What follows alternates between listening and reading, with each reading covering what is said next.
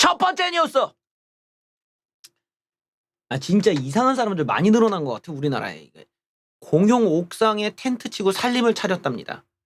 항의를 해도 막무가내라는데, 이게, 선풍기까지 놓고, 이거 뭐냐?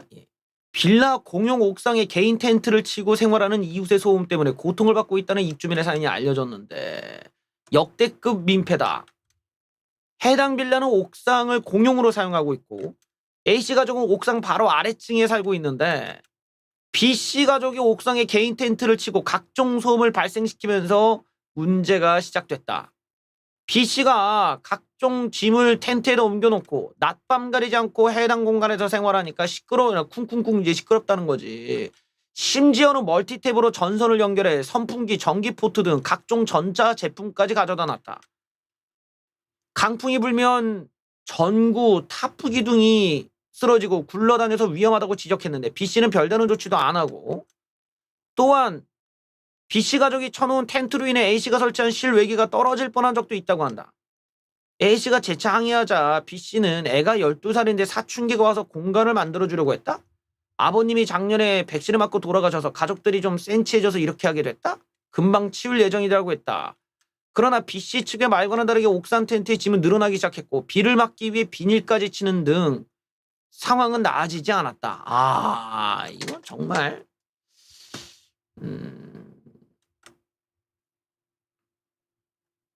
결국 B씨 가족이 내는 소음을 참다 못한 A씨는 10시에 옥상문을 잠그는 방법을 선택했는데, B씨 가족이 찾아 누구 맘대로 옥상문을 잠가니면 항의를 하고 밀치기도 하고 위협을 가기도 했다. A씨는 폭행죄로 신고했고 같은 날 구청에 불법 시설물 신고도 했다. 하지만 B씨 가족은 개의치 않고 화로 등 더 많은 짐을 가져다가 텐트 위치를 A씨 옆쪽 옥상으로 옮겼다. 옥상 문고리를 교체, 열쇠를 복사한 뒤 주민들에게 나눠주기까지 했는데, B씨는 텐트는 불법이 아니다, 과태료 나면 알아서 할 거다 라면서 텐트를 치우지 않겠다는 태도로 일관했다. 참네, 어이가 없네.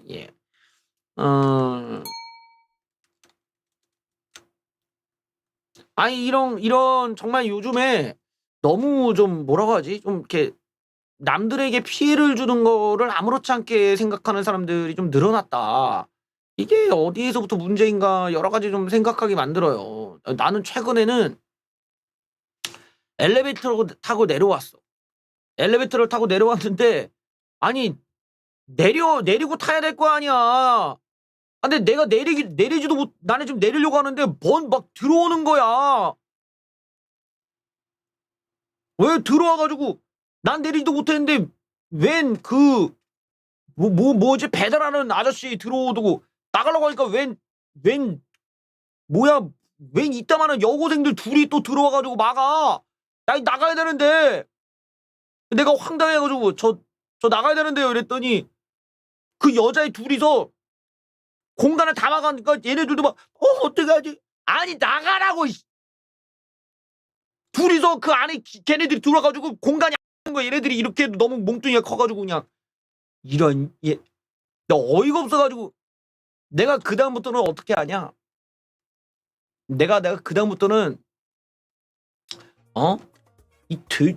내 엘리베이터가 이렇게 있으면은, 내가 여기, 아니, 내리지도 못했는데, 여기 웬 그 배달하는 아저씨, 여고생들이 이렇게 막아가지고 입구를 막아버린 거야. 여기를 내가 나가질 없잖아. 나가라고. 근데 안 나가. 나가요. 하는데, 막. 내가 요즘은 어떻게 하냐면, 여기가 엘리베이터 문이야. 내가 그냥, 여기 바짝 붙어가지고 문 열리자마자 그냥, 머리부터 그냥 이따 밀고 봐. 그냥 머리부터 그냥. 머리부터 이렇게, 머리부터 밀고 그냥 문 열리자마자 머리부터 그냥 봐요. 그냥, 문 열리자마자 그냥 머리부터 그냥 들이밀고, 그냥 막 아무도 없으면 약간 좀 민망하긴 한데, 그 밑에 바닥을 보면 알거든. 바닥에 불이 켜져 있으면 사람이 서 있는 거잖아. 그때는 말하겠지. 에이씨, 말 몰라. 막 이러면은, 알아서 피해. 알아서 피해. 이게, 아니 내려야 타지. 사람이 내리고 타야 될 거 아니야. 이 무식하게 그 지들이 타고 내리라면 그 말이 돼? 내릴 수가 없어. 이 멍청한 것들이야. 하여튼 답답해가지고 하여튼 이런 식으로 뭔가 기본적으로 타인에 대해서 민폐를 끼치는 것을 잘 인지하지 못하고 사는 사람들이 너무 많아졌다라는 거야. 이런 거는 물론 이제 가정교육도 가정교육인데 뭔가 너무 사람들이 너무 이기적인 것 같아. 너무 자기중심적으로 생각하는 거지. 사고방식이 이게 좀 어설프게 서양의 어떤 그 세계관이 들어와서 그런가 봐. 아 진짜 이따만 했어. 진짜 나보다 막 2배였어. 하필이면 그날 아니 뭐 배달하는 아저씨야 뭐 이거 하이바 써가지고 그렇다 치지만 왜 얘네들은 왜 입구 앞을 막고 있냐고. 이거 나 내려야 되는데요 이랬더니 헝헝 이러고 있어. 헝헝 무슨 헝헝이야. 네가 내리라고. 앞에 있는 네가 내리면 내가 내릴 수 있잖아. 공간이 안 나오는데 지들끼리 뭐 이러고 있어. 뭐 어깨춤을 추고 앉아있네. 그래도 공간이 안 나. 왜냐면 지들 또 이거 뭐 백팩 메고 있으니까. 이 바보 같은 것들이 이거 진짜 얘네들 뭐야 이거. 어? 이런 내가 뭘 그렇다고 밀 수도 없잖아.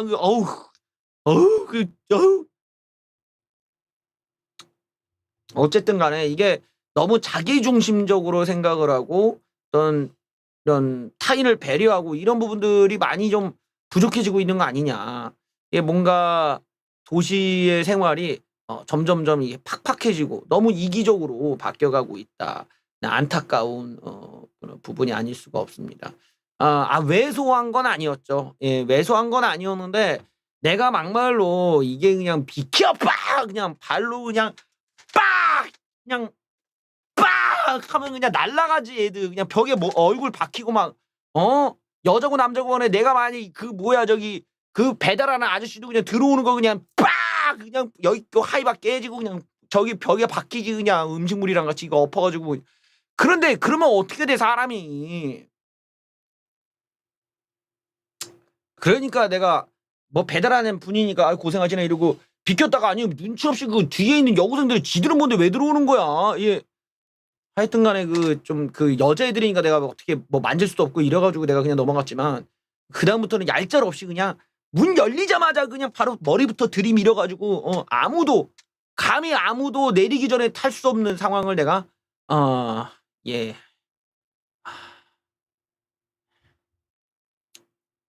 하여튼 좌우당간 이렇게 좀 경우 없는 이런 무례한 그리고 타인에게 이렇게 고통을 주고 그러고도 뻔뻔스럽게 뭐가 잘못된지를 모르는 사람들이 너무 많아져서 걱정입니다. 부디 여러분들은 그런 분들이 그런 시민이 안 되시기를 바래 보겠습니다.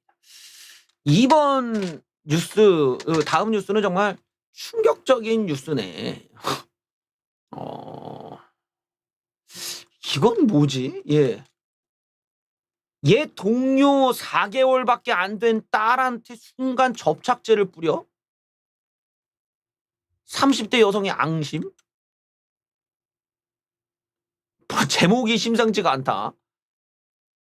같이 일했던 동료에게 앙심을 품고 동료의 4개월 된 딸에게 순간 접착제를 뿌린 30대 여성이 징역형을 선고받았는데 인천지법 동네는 참 독특한 동네네. 예. 이 33살의 A씨 이 사람은 B씨의 집에서 B씨의 딸 C양의 양쪽 눈에 미리 준비해온 순간 접착제를 뿌린 혐의를 받았다. B씨가 세탁기를 확인하기 위해 발코니로 간 사이 생후 4개월이던 C양에게 양쪽 눈에다가 순간 접착제를. C양은 응급실로 옮겨져 굳은 접착제와 접착제가 붙은 속눈썹을 제거하는 치료를 받았고 한 달간 치료가 필요한 약안, 각막, 찰과상 등의 상해를 입었다. 근데 여기서 끝이 아니야. A씨는 또 같은 달 30일에 B씨의 집을 찾아가 B씨가 젖병을 가지러 주방으로 간 틈을 타 C양의 양쪽 콩구멍에 순간 접착제를 뿌렸다. A씨는 앞선 범행이 발각되지 않자 먼저 B씨에게 C양이 보고 싶다 등의 메시지를 보내 B씨 집을 방문했던 것으로 조사되었다. C양은 또 응급실로 옮겨져 코 안에 접착제를 앓고 2주간 치료를 받았는데 C양은 다행히 각막 손상이나 시력, 호흡기 등의 장애가 발생하지는 않았지만 사건 발생 후 섭식 장애를 일으켰고 낯선 사람을 보면 울음을 터뜨렸던 것으로 알려졌다. 알고 봤더니 A씨는 과거 B씨로부터 술을 자주 마시는데 나중에 태어날 아이가 뭘 보고 배우겠냐는 취지의 말을 듣고 앙심을 품고 범행을 저지른 것이었다. 범행 당시에 조울증이다라고 주장했으나 재판부는 받아들이지 않았다.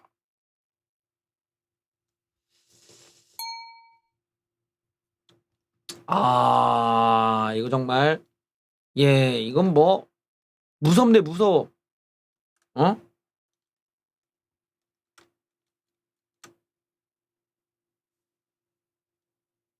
이런 걸 보면은 이게 뭔가 좀 뭐 진짜 무서워서 이거 뭐 어떻게 뭐 사람 만나겠어 이거 뭐 무서워서 뭐 이게 어떻게 이렇게 비상식적인 일들이 벌어질 수 있단 말이냐. 이런 엽기적인 이런 사건들.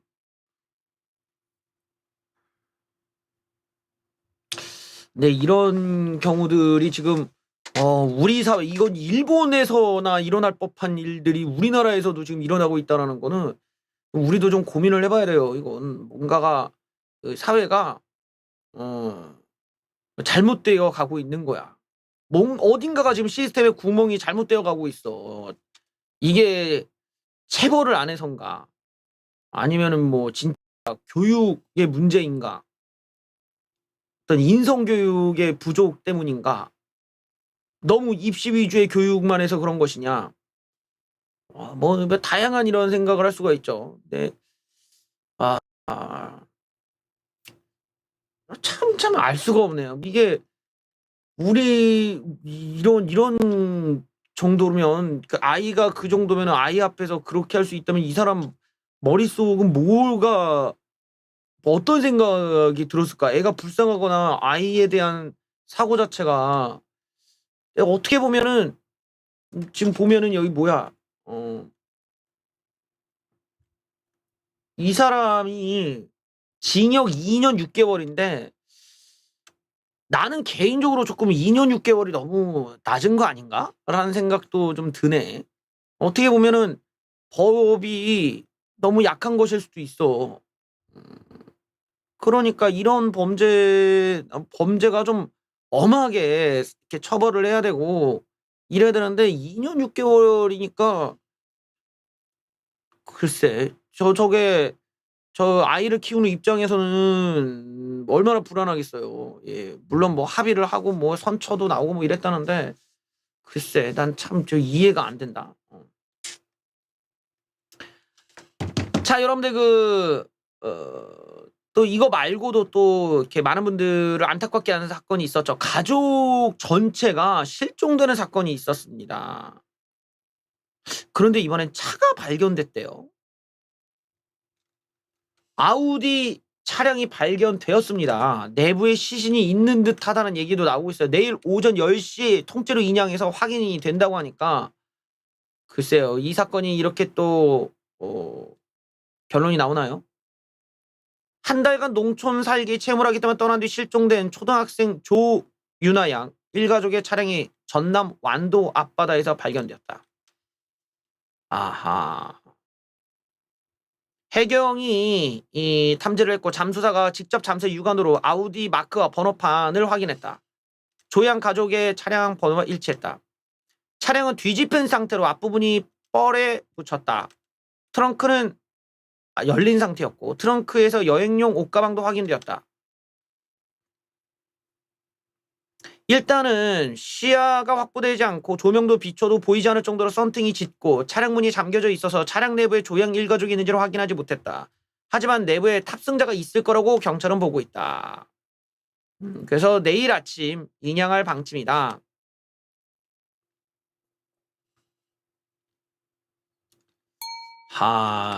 그래요. 지금 이 가족 같은 경우는 뭐 이웃의 증언에 따르면은 코인 투자를 해서 실패했다는 얘기도 나왔다고 하죠. 코인 투자를 해서 약간 손실이 있었다라는 얘기도 있었고, 예.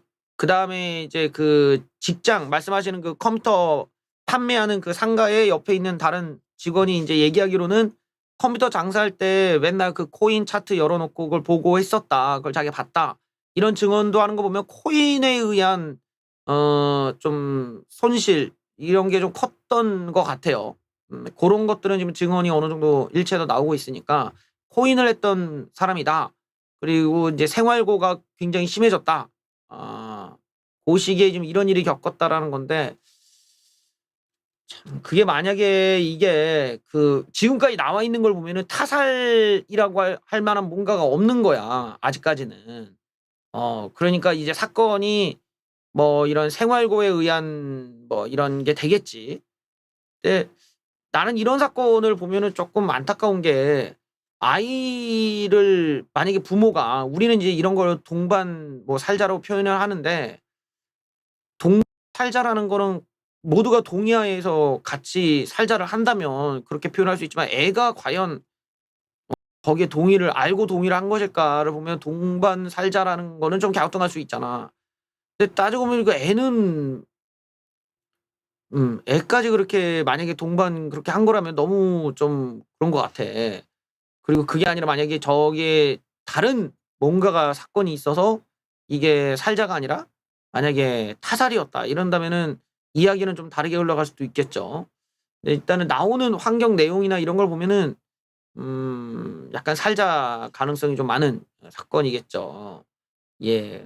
근데 차가 막 뒤집힐 정도면은 차가 이렇게 뒤집혀서 이렇게 들어갔다고 하면은 막 엄청나게 빨리 달려서 이렇게 했다라는 건데 글쎄 한번 좀 내일 인양을 해서 내용을 좀 봐야겠네요. 음. 자, 이번엔 또 미국의 경제 상태를 좀 볼까요?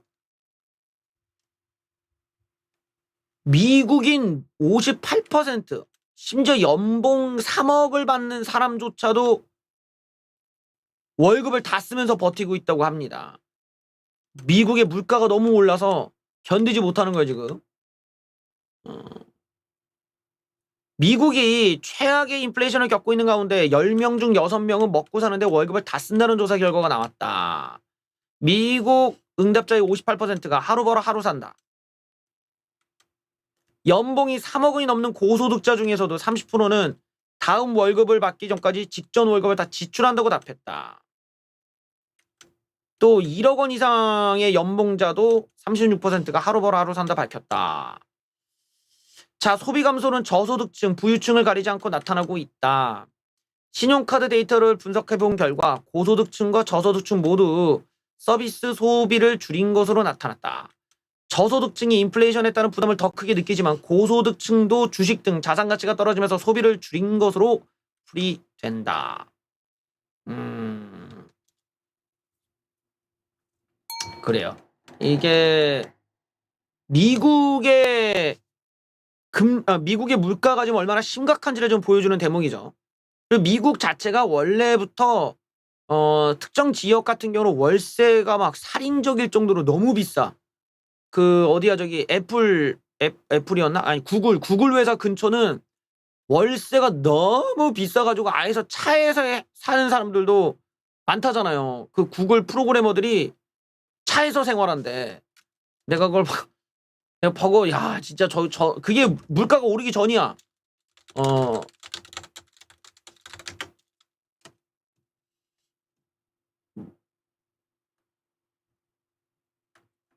여기 뭐야 뭐 이거 맞나?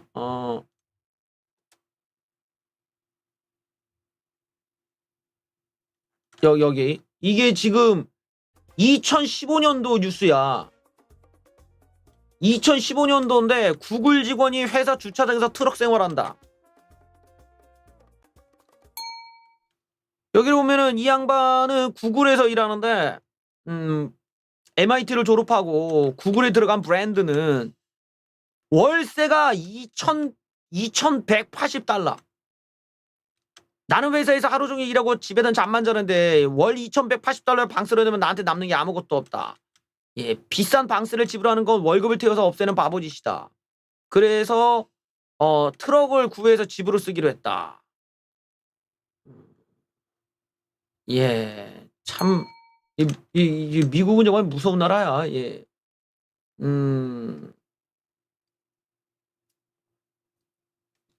일단은 뭐 그러니까 이게 우리가 보듯이 이제 저 미국 다른 나라들이 이제 전세 제도가 없잖아요. 전세 제도가 없으니까 이제 월세랑 매매밖에는 없으니 이제 저렇게 할 수밖에 없는 거지. 그리고 뭐 점점점 아니면 할렘가로 이게 밀려나든지 뭐 그렇게 되는 거지만 너무나 애초에 월세도 비싼데다가 또 미국은 특히 이제 외식 같은 거 할 때는 팁을 줘야 돼. 팁 문화가 아주 극악무도합니다. 여러분들 이게 우리나라는 팁이 없으니까 그나마 좀 덜한데 미국에서는 이 팁이라는 게 미리 예상을 하고 가야 되는 거야. 그러니까 이게 아무래도 어떤 풍요로움의 상징일 수도 있는지 모르겠는데 이게 되게 장난 아니야. 음식값을 보고 음식값의 10% 내가 있을 땐 10%였는데 지금은 20%래요. 10%를 그냥 거기다 놓고 가는 거야. 팁을 주고. 그러니까 따지고 보면은 진짜로 돈이 정말 많이 나가는 나라죠. 많이 나가는 나라고 그런 나라에서 물가가 저렇게 미친 듯이 올라버리면은 그 물가를 끌어내리기가 쉽지가 않지. 팁도 오르고 뭐도 오르고 이런 마당에 소비가 얼마나 많이 나가겠어요. 그러니까 돈을 아껴야 되는 거지. 저렇게 돈 많은 사람들도 결국에는 이제 월세에 보면 이게 많이 나간다라는 거야. 많이 나가고 이제 유지비가 많이 나가는 것들, 유지비가 다 올랐다고 하니까 고소득층도 압박을 받을 정도면 지금 미국이 정말 고물가가 좀 심해지고 있구나 이런 거 좀 생각해 봐야 될 것 같습니다. 자, 바로 이 스태그플레이션이 이제 점점 가시화되고 있는 거죠. 스태그플레이션에 대한 우려가 커진다. 스태그플레이션, 물가 상승을 뜻하는 인플레이션과 경기 침체를 뜻하는 스태그네이션의 합성어다. 그래서 스태그플레이션. 그러니까 이게 경기 침체가 오면은 당연히 사람들이 돈을 안 쓰게 되고 그로 인해서 결국 이 물건의 가격이 같이 떨어지는 거 아니냐고 생각하는데 이건 반대가 됐다는 거야. 경기는 침체됐는데 물건의 가격이 올라? 이건 어떻게 된 거야? 이걸 어떻게 설명할 거야? 이제 이 기존에는 없었던 이론이라는 거야. 경기 침체로 실업률이 높았는데 물가도 높아진다고? 이거는 경작에서 이례적인 현상이었다. 보통 그 전까지만 하더라도 경제학에서는 경기, 실업률과 물가가 정반대의 관계를 가진다. 경기 호황이면 고물가가 되고 경기 불황이면 저물가라고 판단했던 건데 돈을 버는 사람들이 늘어나고 소비와 투자도 늘어나고 집과 차를 사고 또 이들에게 팔기 위한 물건도 더 많이 생산되고 그러니까 경기가 좋아지겠죠. 부동산 주식도 올라가겠죠. 그래서 물가가 당연히 오르는 겁니다. 라고 봤는데 이게 현실에서 바뀝니다. 오일 쇼크 때부터죠. 예, 기름을 생산을 안 해. 그러면서 기름값이 천정부지로 오르면서 기름을 쓰는 운송수단 쓰려면은 돈을 또 내고 추가적으로 또 내고 추가적으로 또 내고 많은 기업이 무너지고 그런데 고물가가 터진 거야. 역시 이 오일이 문제죠. 오일. 한국도 타격을 받고 자, 이 스태그플레이션이 진짜 무서운 건 해결책을 찾기 어렵다는 점이다. 자, 경기 불황을 해결한답시고 정부가 돈을 풀고 기준금리를 낮춰버리면 어떻게 될까? 안 그래도 높은 물가가 더 심하게 오른다. 왜? 화폐 가치가 떨어지니까요. 반대로 물가를 잡겠다고 기준금리를 높인다면 경제 성장률이 떨어지고 실업자들이 많아진다.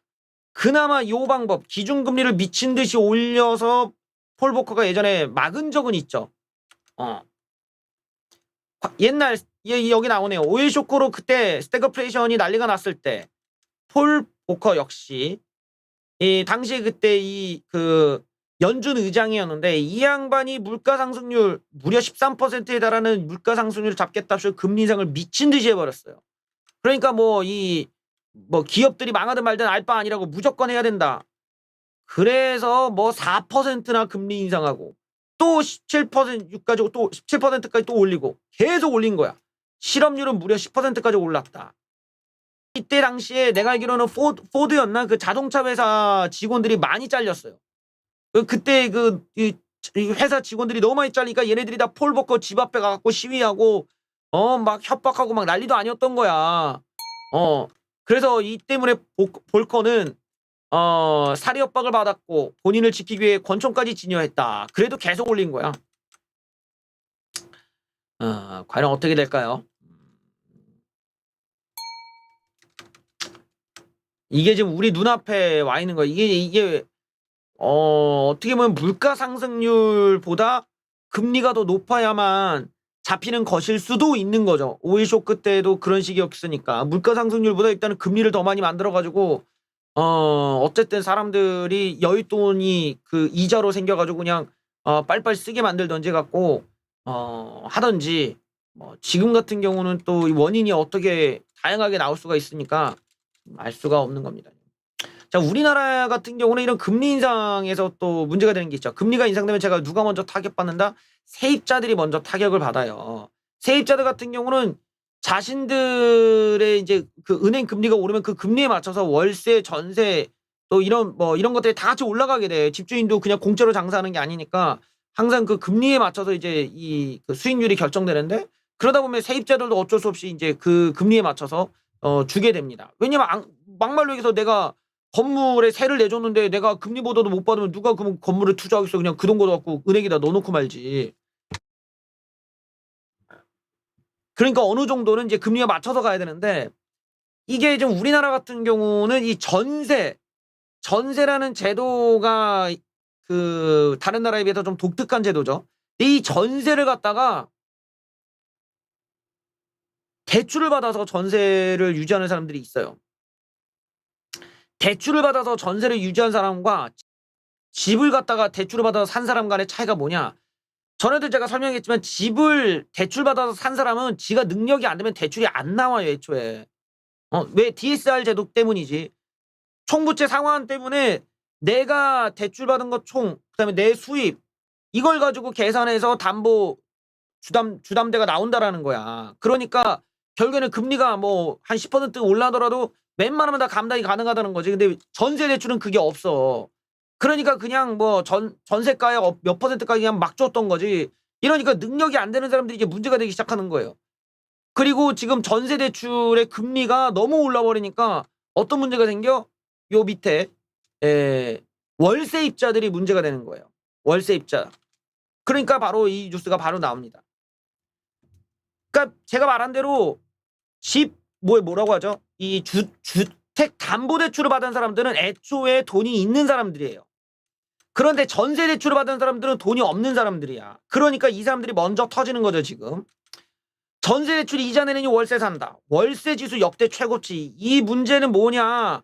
전세를 감당을 못 한다는 거야. 전세를 감당을 못 해.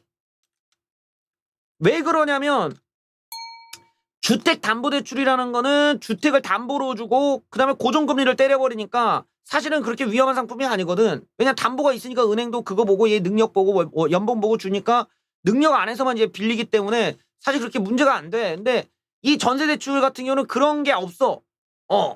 그러니까 그 DSL을 갖다가 전세도 해야 된다는 얘기가 이전에 있었는데 문재인 정부가 그러지 않았던 거죠. 그러니까 전세대출 같은 경우에 서민들이 더 많이 받고 능력이 안 되는 사람들이 사실 전세대출을 더 받았던 거야. 그리고 나서 지금 감당이 안 되지. 감당이 안 되니까 어떻게 보면 월수로 가야 되는데 월수로 가면 또 어떻게 돼? 계층 상승을 못 하는 거예요.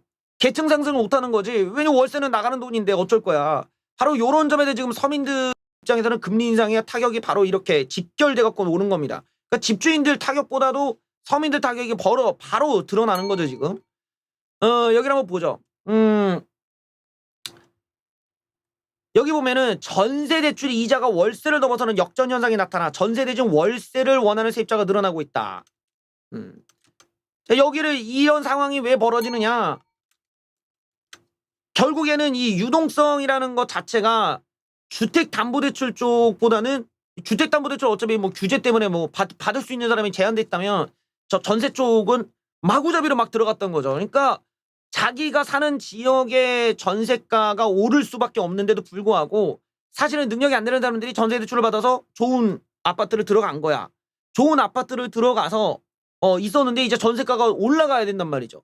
전세가도 올라가는데 하필이면 전세 그 대출 금리까지 올라가. 그러니까 이 전세 대출을 받은 사람들은 쌍으로 압박을 받는 거야. 뭐 어떻게 나가야지 뭐 어쩌겠어. 나가고 나면은 이제 그 집주인들 입장에서는 뭐 어떤 식으로 가느냐.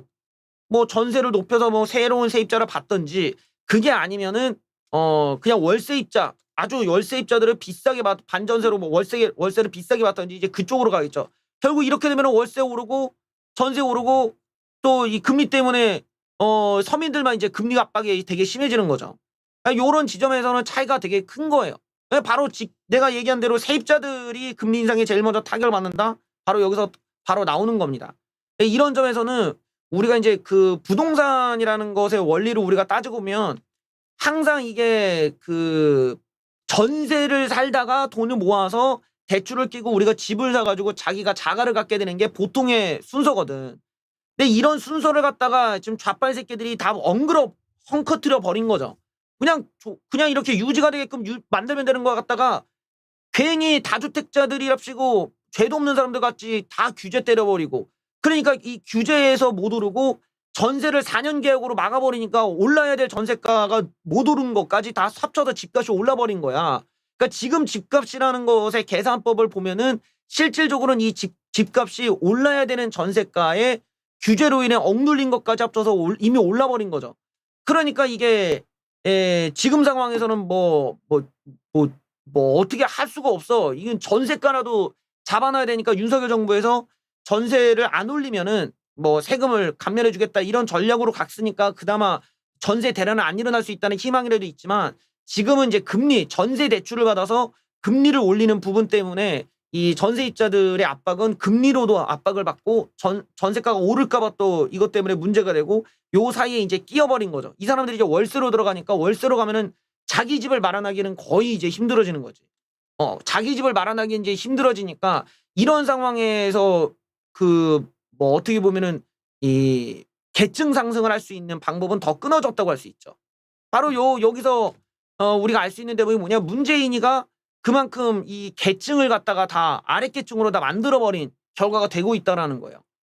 냉정히 말하면 지금 이 부분에서 우리가 보면 세입자들의 타격이 어마어마하게 크다라는 걸 알 수가 있죠. 그리고 부동산의 어떤 이 뭐 집주인들 같은 경우는 자기네들이 그냥 뭐 공고하게 이쪽 세계에서 들어올 수 있는 사람들은 뭐냐? 이제 현금 부자들, 현금이 좀 빵빵한 사람들만이 이제 뭐 집주인으로서 누릴 수 있는 그런 상황이 되고 아까 제가 봤죠. 미국 같은 경우가 뭐예요? 미국 같은 경우는 구글 직원조차도 집 월세를 감당을 못해. 바로 요런 현상으로 간다라는 거야. 이게 무슨 말이냐면 집을 갖다가 그냥 월세로 때려줘도 되는 거고 뭐 전세 지금 우리 뭐 전세가 점점 없어지니까 월세를 때려줘 갖고 우리가 다 월세밖에 안 남으면은 세입자들 같은 경우는 정말 고가의 월세로 살아갈 수밖에 없거든. 그러니까 이런 쪽으로 점점점 흘러간다면은 집을 갖고 있는 사람들은 계속 유리해지는 거지. 집은 갖고 있는 사람은 계속 유리해지고 집이 없는 사람들은 불안해질 수밖에 없는 거죠. 왜? 월세밖에 없잖아. 다시 말하지만 이게 전세를 통해서 계층이 올라갈 수 있는 기회를 지금은 날아가는 거예요. 그러면 어떻게 돼? 미국처럼 너무나 월세가 비싸서 내가 트럭에 살 수밖에 없는 바로 이런 상황으로 계속 몰리고 있는 거죠. 지금 그게 가시화되고 있다라는 건 바로 이 데이터에서 나오는 거죠. 그러니까 이게 딱 그 문재인 때의 집을 어떻게 마련했냐 마련하지 못했냐에 따라서 미래가 많이 이제 달라지게 된다. 이런 걸 알 수가 있는 대목입니다. 그러니까 지금 이런 걸 보면은 좀 우리가 세입자들이 금리 인상의 타격이 얼마나 큰지 그리고 앞으로도 미래가 굉장히 어둡다. 이런 거를 이제 알려주는 대목이겠죠. 연 3% 이자가 웬 떡이냐? 예적금을 계속 올리고 있습니다. 이런 것도 이제 잘 보시면 이제 또 도움이 되겠죠. 자, 여기를 보면은 기준금리가 인상되면서 예적금도 같이 오르고 있습니다. 은행에 돈이 회귀하는 머니 무브 현상이 계속되고 있습니다. 이런 거 이제 잘 보셔갖고 우리가 이제 그 금리가 인상될 때 파도를 잘 타면은 여러분들의 현금이 좀 더 많이 불어나는 그런 것들을 이제 알 수가 있겠죠. 여기를 보시면은 점점점 이제 은행에 잔액들이 늘어나고 있습니다.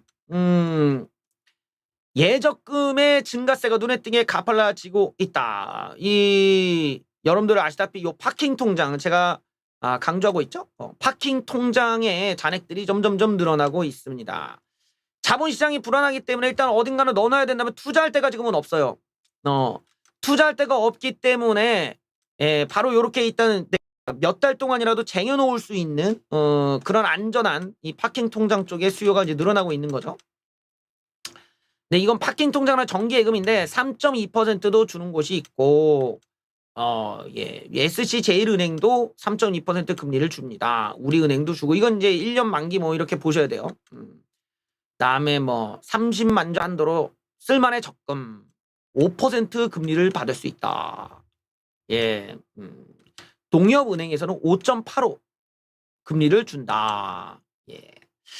안전자산 선호 현상이 당분간 지속될 것으로 본다.